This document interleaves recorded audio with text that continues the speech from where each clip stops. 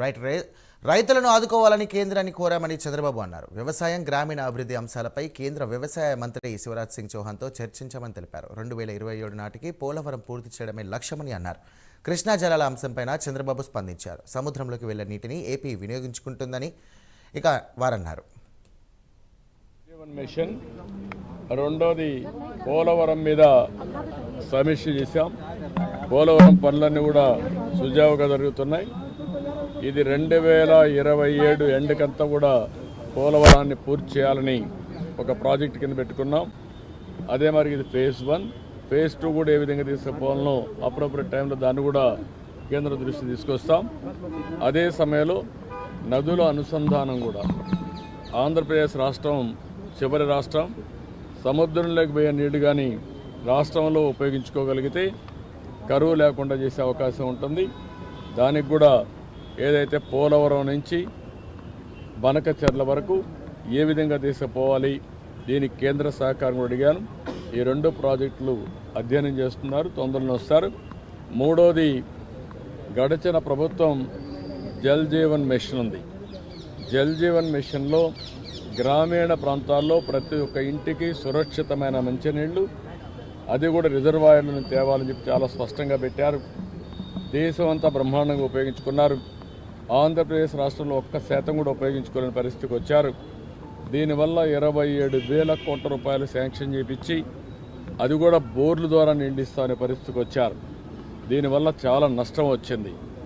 ఒక యూపీలో ఇప్పటికే 52,000 కోట్ల రూపాయలు జల్ జీవన్ మిషన్లో ఖర్చు పెట్టారు. కొన్ని రాష్ట్రాల్లో పెద్ద ఎత్తున ఖర్చు పెట్టారు.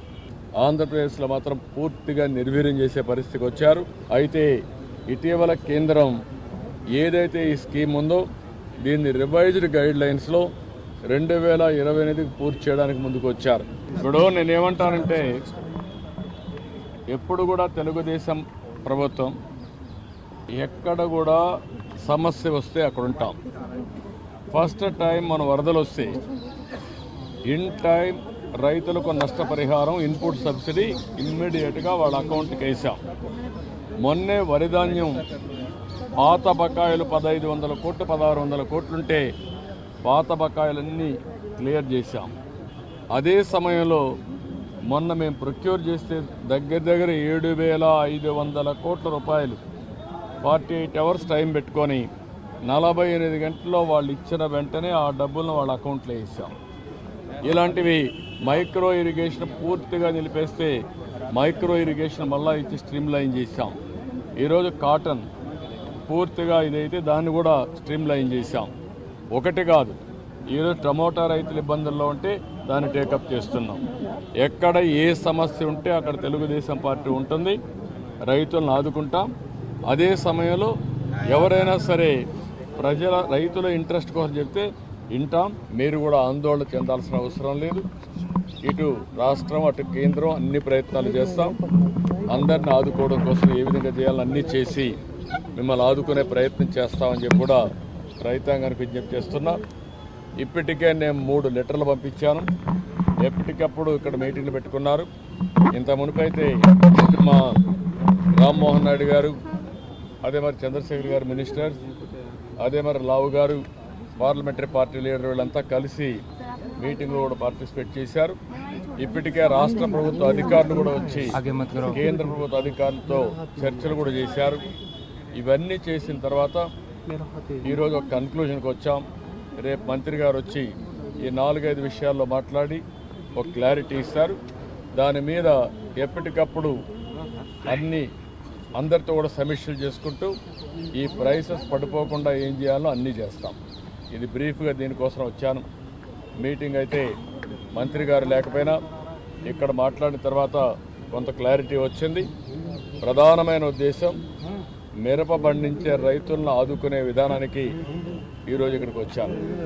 9 ఏళ్లు ముఖ్యమంత్రిగా ఉండి కృష్ణా డెల్టా మోడర్నైజేషన్ పెట్టి 20 టీఎంసీ నీళ్లు బీమాకి ఇచ్చాం. దేవాదులు నేనే స్టార్ట్ చేశాను. ఎస్ఎల్బీసీ నేనే పూర్తి చేశాను. అలాంటివన్నీ వచ్చినప్పుడు సముద్రంలోకి పోయే నీళ్లు తీసుకొని ఆంధ్ర రాష్ట్రంలో ఆ నీళ్లు ఉపయోగించాలని ఈరోజు మీరు చూస్తే దేవాదుల ప్రాజెక్టు పైన ఏదైతే తెలంగాణలో మన ఏ ప్రాజెక్ట్ ఇది కాదు పైన డ్రింక్ ఇరిగేషన్ ప్రాజెక్ట్. సో అక్కడ కూడా గోదావరి నీళ్లు ఉపయోగించుకుంటున్నాం. తెలంగాణలో కానీ ఆంధ్ర రాష్ట్రంలో కానీ గోదావరిలో సర్ప్లస్ వాటర్ ఉంది. ఆ వాటర్ని రెండు రాష్ట్రాలు ఉపయోగించుకుంటున్నాయి. కృష్ణా జలాలు మాత్రం సమస్య ఉంది. ఇప్పటి వరకు పాతగా ఏదైతే ఉందో ఒరిజినల్గా రెండు రాష్ట్రాల్లో ప్రాజెక్టులు ఏవైతే ఆ వాటరే ఉపయోగించుకుంటున్నాం. సముద్రంలోకి పోయే నీళ్లు ఆంధ్రప్రదేశ్లో ఒకసారి ఉపయోగించుకునే అవకాశం ఉంది, అది ఉపయోగించుకుంటున్నాం.